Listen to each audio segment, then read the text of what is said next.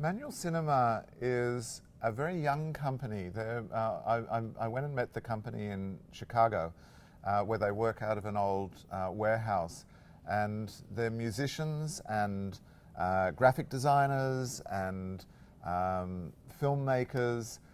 All of them are performers, and they take stories and they use the basic principles of sometimes of silent movies, of shadow puppetry, of shadow play.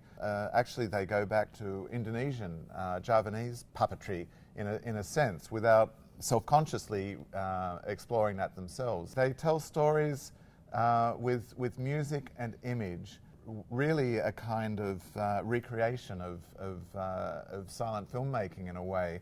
But what's beautiful, again, it's this idea of the magic of what they're doing is opened up. You see every moment being created there in front of the light, and then you see the image as it is synthesized into the moving picture that is happening there, unfolding in front of you.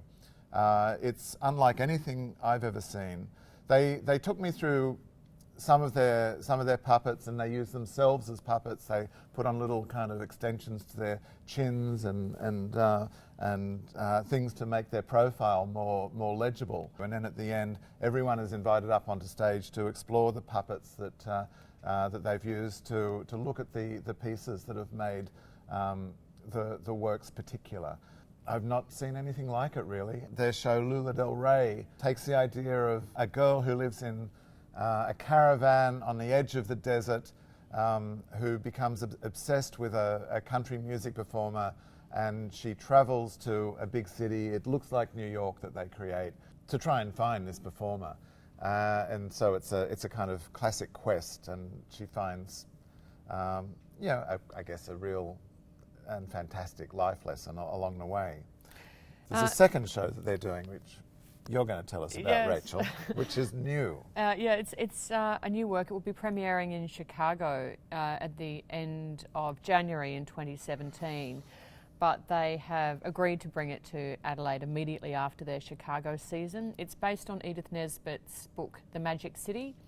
But Edith Nesbit, of course, wrote The Railway Children. That's exactly right, and it's very specifically for children. Lula del Rey is probably for teenagers and adults.